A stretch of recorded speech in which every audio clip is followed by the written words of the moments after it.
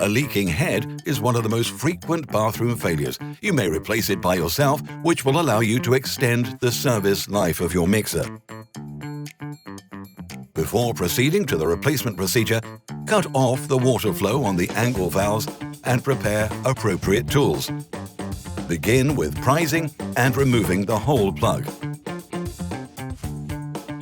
Loosen the screw with the Allen key.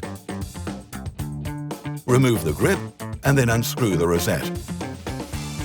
Beneath, you will find a head supporting nut. Unscrew the nut with the spanner. Take out the head.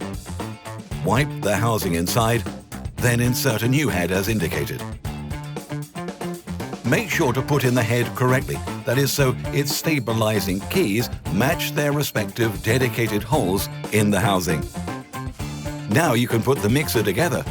Screw the nut with the spanner, fit the rosette and the grip, tighten the screw with the Allen key, and fasten the hole plug.